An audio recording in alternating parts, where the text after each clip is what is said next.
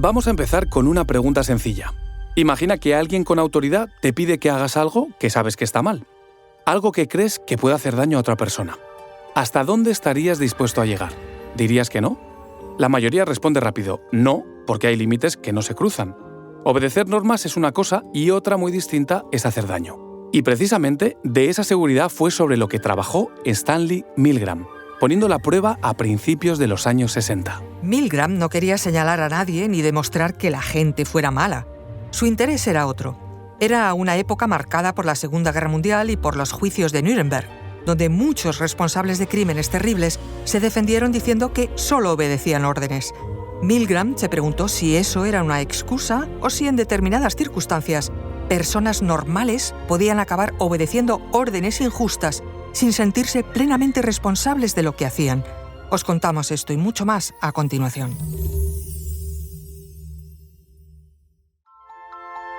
Soy María José Rubio, historiadora y escritora. Y yo soy Federico Cardelús, periodista y divulgador.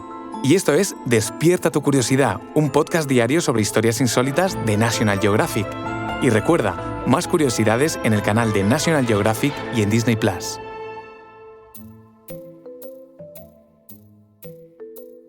La pregunta de Stanley Milgram es profundamente humana. ¿Qué pesa más, nuestra conciencia o la autoridad? ¿Y si ambas entran en conflicto? En su experimento, Milgram no buscaba personas violentas ni fanáticas. Quiso trabajar con ciudadanos con trabajos normales, con familia, con valores. Personas, en principio, incapaces de hacer daño deliberadamente. Pero para poner a prueba esa premisa, necesitaba una situación creíble y lo suficientemente intensa como para generar un conflicto real. El sitio elegido fue la Universidad de Yale, un entorno académico, en un contexto sin amenazas ni violencia explícita. Todo pensado para que el participante sienta que está en un lugar legítimo, donde lo que ocurre tiene sentido y está bajo control. El experimento comenzó en 1961, y para dotarlo de más rigor, Milgram contó con un científico, es decir, una figura de autoridad que daba instrucciones. Con todo listo, reclutó a los participantes a través de anuncios en periódicos. Anunciaba la participación en un estudio sobre memoria y aprendizaje, con una pequeña compensación económica al finalizar. La dinámica era simple. Tras llegar al laboratorio, se les explicaba que había 3 roles: el científico, el maestro y el alumno. El científico siempre era la misma persona, con bata blanca y actitud segura. El alumno era en realidad un actor, aunque el participante no lo sabía. Y el tercero era el propio participante, que actuaba como el maestro. Rol asignado, en teoría, por sorteo. A partir de aquí, el actor, en su papel de alumno, era llevado a otra habitación. El maestro, es decir, el sujeto del experimento, veía cómo ataban al alumno a una silla y cómo le colocaban electrodos. Después, el maestro era sentado frente a una máquina con 30 interruptores, desde 15 hasta 450 voltios. Es importante saber que las etiquetas en los comandos no invitaban a la tranquilidad. Descarga leve, fuerte, peligro, descarga severa. El secreto estaba en que la máquina en realidad no daba ninguna descarga. Pero eso el maestro, es decir, el participante en el experimento, no lo sabía. La tarea parece sencilla. El alumno debía leer preguntas de memoria y cada vez que se equivocaba en la respuesta, el maestro debía aplicarle una descarga eléctrica que aumentaba con cada error. Al principio, los fallos del alumno eran pocos y las descargas leves, pero pronto llegaban los quejidos, luego los gritos y finalmente las súplicas para que todo se detuviera. Muchos participantes empezaban a dudar y preguntar si debían seguir. Y aquí entraba en juego el experimentador, quien simplemente insistía, siempre con las mismas frases dichas con calma. Continúe, por favor. El experimento requiere que siga, o es importante para la investigación. Esto generaba una duda. ¿Quién se hacía responsable? Y la respuesta era tajante, porque el científico asumía todo el riesgo. Este es uno de los puntos más duros del experimento, porque muchos participantes no seguían por voluntad propia. Seguían porque sentían que debían hacerlo por obediencia, ya que alguien con autoridad les estaba diciendo que era necesario, que era correcto y que la responsabilidad del daño no dependía de ellos. Aquí Milgram destaca el desplazamiento de la responsabilidad.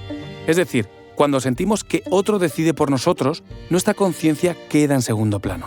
Antes de empezar, Milgram preguntó a otros psicólogos cuántas personas creían que llegarían hasta el final.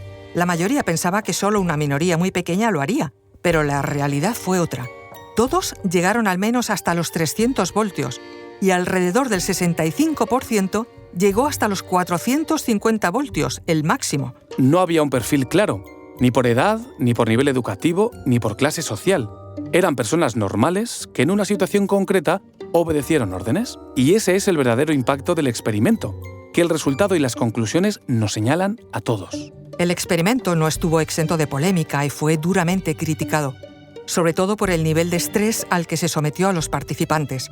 Aunque después se les explicó que las descargas no eran reales, la angustia que vivieron fue auténtica. A partir de entonces, los comités de ética ganaron peso, se reforzó el consentimiento informado y se subrayó el derecho a abandonar un estudio sin presión o consecuencias. En cierto modo, Milgram no solo estudió la obediencia, también obligó a su propia disciplina a preguntarse cuál era el límite moral. El valor del experimento está en cómo nos ayuda a entender situaciones actuales. Por ejemplo, cuando alguien obedece una orden injusta en el trabajo y nadie se atreve a llevar la contraria a una decisión absurda. O cuando damos por válida la palabra de alguien solo porque parece saber más. Hoy la autoridad no siempre lleva bata blanca. Puede ser una empresa, una institución, un líder político o incluso una voz influyente en redes sociales. La presión para obedecer sigue ahí, aunque adopte formas distintas. Más de 60 años después, el experimento de Milgram sigue incomodando porque no nos deja tranquilos. No nos dice qué haríamos con seguridad, pero sí nos obliga a preguntarnos dónde ponemos nuestros límites y cuánto delegamos nuestra responsabilidad en otros.